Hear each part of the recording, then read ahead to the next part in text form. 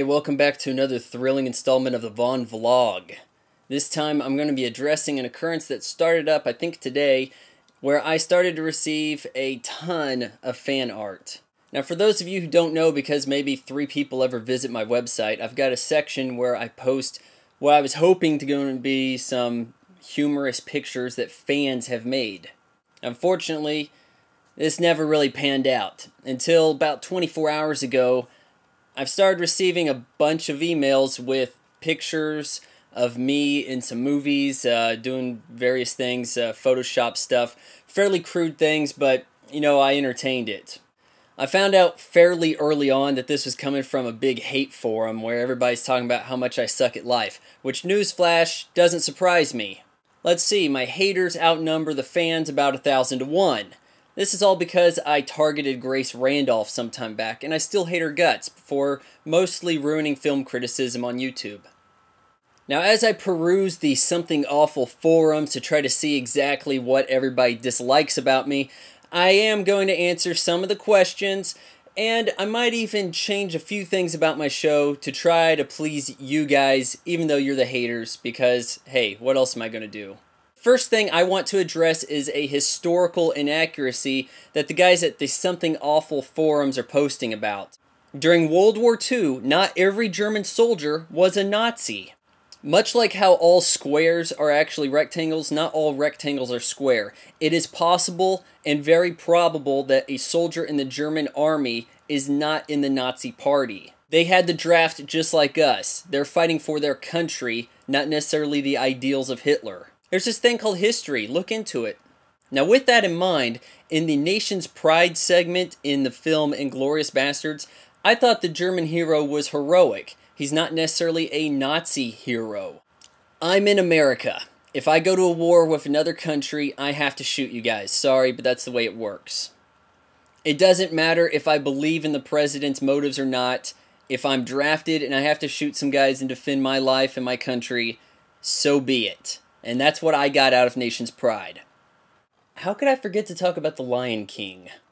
So a while back I was in this place called college, and I had to write a paper. The assignment was to choose a movie where we could find meaning in the subtext. I chose The Lion King because I saw a cornucopia of symbolism. You guys are calling me out over this Scar being gay issue, but I'm just simply analyzing what's within the film. There is strong symbolism within the context of The Lion King to suggest that Scar is representative of homosexuality, Islam, socialism, communism. That review does not represent my personal beliefs on isms or alities at all. It's simply an analysis of the movie. You guys want to hate on my undergrad film in college where I was the DP? I thought you guys were supposed to be fans of films. Oh, if you could only see the competition my film was up against. It makes My Pet Ninja look like Schindler's List. You guys are also saying that my intro is long, and I think I'm going to shorten that up just for you, because someone actually cared to watch. The wood fence motif, as you guys are calling it, that all started out with my original backdrop being this wood I found. I thought it looked good. I've been trying to carry it over into some new stuff. It's not entirely matching, but it's going to pop up, so deal with it. Some of you are probably wondering why I chose to become a movie critic.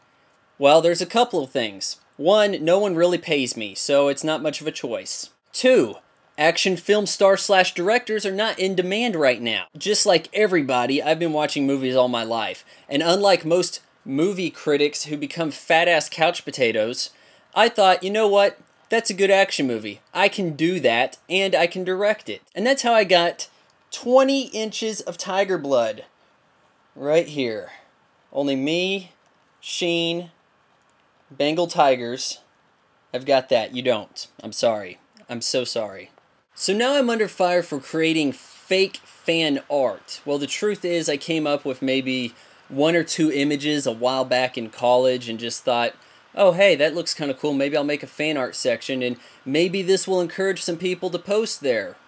Well, it turns out I was wrong. No one gave a shit. At one point in time, I had some creative thumbnails for my reviews where I try to put my face into the movie and do some cutesy stuff.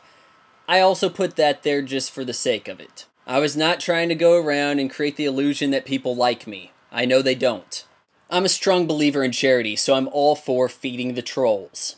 And as for the guys at somethingawful.com, if you come up with fan art and it's relatively clean, I don't care if it's negative, it will go on vaughnonmovies.com. So if anybody wants to see the fan art they've been submitting, you can go check it out at vaughnonmovies.com. The website I encourage you guys to always go to because I don't necessarily make money on YouTube, but no one goes to it. See, I realized a while back on the internet that it doesn't matter how good you are at something. It matters whether or not you're an attractive female. I've had to ruffle some feathers and kick some geese in the face, but that's what I have to do to get attention and hopefully move out of my parents' basement. So, I bid you good day.